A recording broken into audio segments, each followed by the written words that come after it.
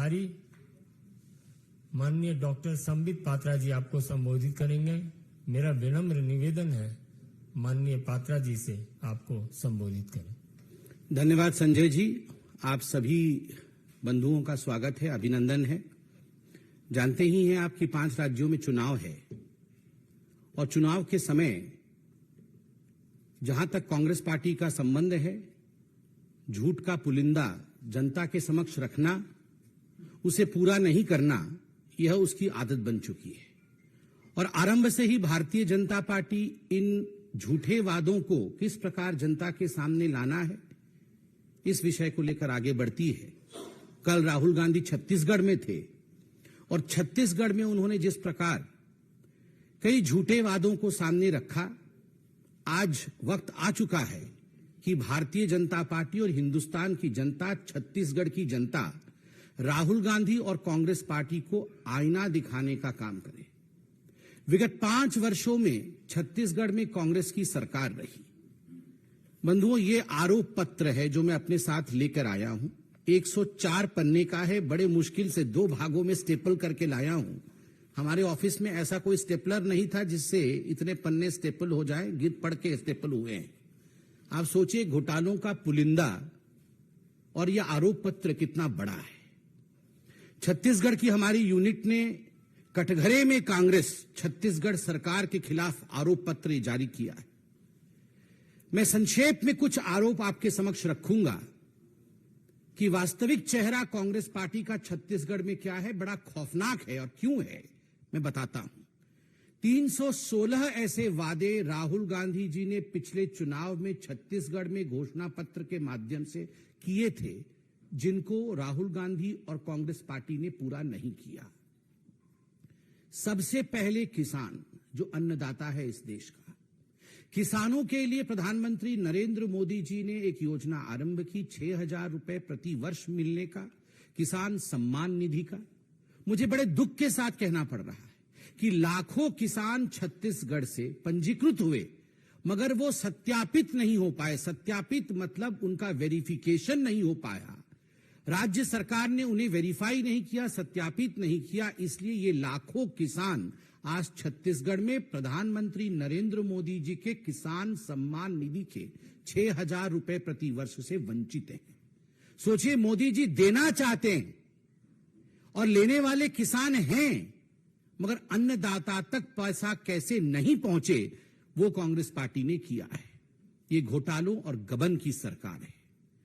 बंधुगण, छत्तीसगढ़ में आप सभी जानते हैं तेंदूपत्ता और उसका जो कारोबार होता है, तेंदूपत्ता पिकअप करना, उसको बोरों में बंद करना, और उसका कारोबार एक बहुत विशाल कारोबार है। मुझे बड़े दुख के साथ कहना पड़ रहा है कि आरोप पत्र में जो हमने लिखा है उसका जवाब कांग्रेस को देना पड़ेगा। चरण पादुका और साड़ी वितरण, मतलब जूते, चप्पल और साड़ी वितरण का काम हमारी सरकार जब 15 वर्षों तक छत्तीसगढ़ में थी, तब हमारी सरकार भारतीय जनता पार्टी की सरकार करती थी। इस योजना को क्यों रोक दिया गया? और केवल इतने ही नहीं, तेंदूपत्ता वितरण के काम में, तेंदूपत्ता कलेक्शन के काम में जो दिन तय होते हैं, उन दिनों की संख्या को कम किया गया। और आपको जान के आश्चर्य होगा कि 4 वर्ष तक जो बोनस तेंदूपत्ता पिकअप करने वाली खासकर महिलाएं होती हैं, उनको नहीं दिया गया है। बोनस नहीं दिया गया है गरीबों को, तेंदूपत्ता संग्राहकों को। आप सोच के देखिए। और कारण रहा कि विगत 5 वर्षों में 2017 से लगभग 21 तक 4 लाख बोरी संग्रहण कम हुआ है। जितना कलेक्शन होता था उसमें बहुत बड़ा डाउनफॉल है। 4 लाख बोरी कम हुआ है।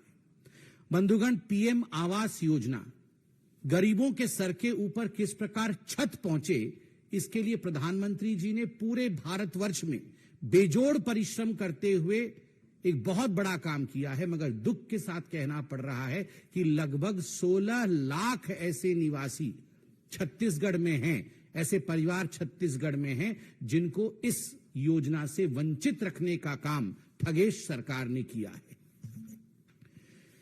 धर्मांतरण विरोधी विधेयक, ये जो एंटी कन्वर्शन बिल छत्तीसगढ़ में भारतीय जनता पार्टी की सरकार लाई थी, उसका मुख्य उद्देश्य कोई सौहार्द बिगाड़ना नहीं था, उसका कोई उद्देश्य सौहार्द बिगाड़ने का नहीं था। उसका उद्देश्य था कि हमारे जो जनजाति बंधु हैं, जो ट्राइबल बंधु हैं, किस प्रकार से उनके संस्कृति को, किस प्रकार से उनके विचारों को हम संजो के रख सके, उसे बचा के रख सके।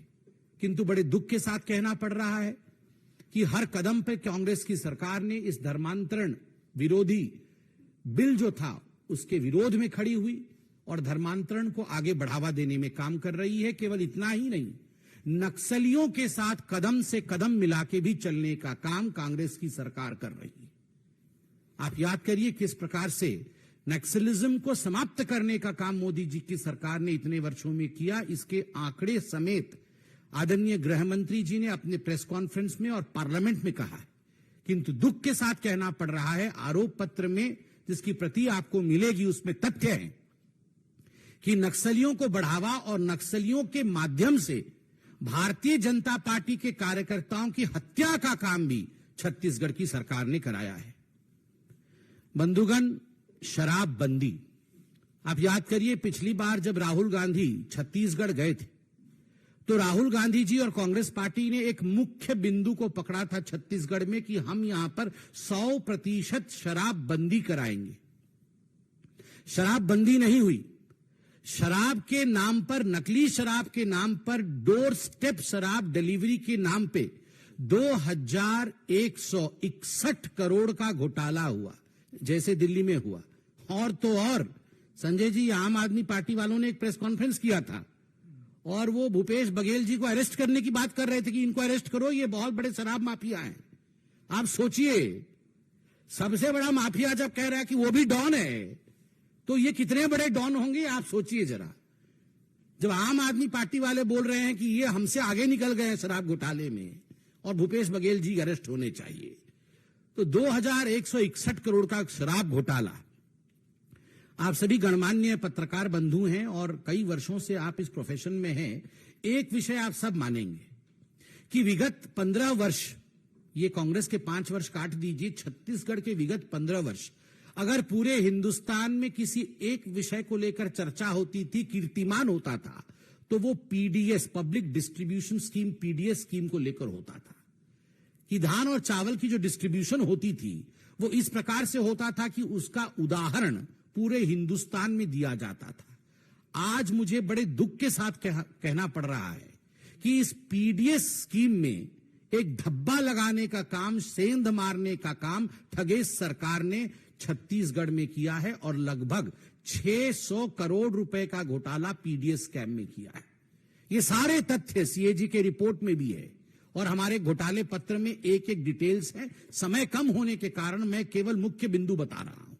और इतना ही नहीं, किस प्रकार आप देखिए कोरोना का काल आया, उसमें भी इन्होंने विपत्ति में किस प्रकार से फायदा उठाया जाए, आपदा में किस प्रकार से फायदा उठाया जाए, इसका भी फायदा उठाते हुए जो चावल प्रधानमंत्री नरेंद्र मोदी जी ने गरीबों के लिए छत्तीसगढ़ भेजा, उसमें 5000 करोड़ रुपए का घोटाला हुआ है। 5000 करोड़ रुपए का। सरकारी नौकरी नीलाम होती है। चेयरमैन टामन सोनवाली जी हैं और टामन सोनवानी जी के बेटे समेत कई कांग्रेस नेता के रिश्तेदार आज चेयरमैन बन के बैठे हुए हैं सरकारी नौकरी। आप सोच के देखिए।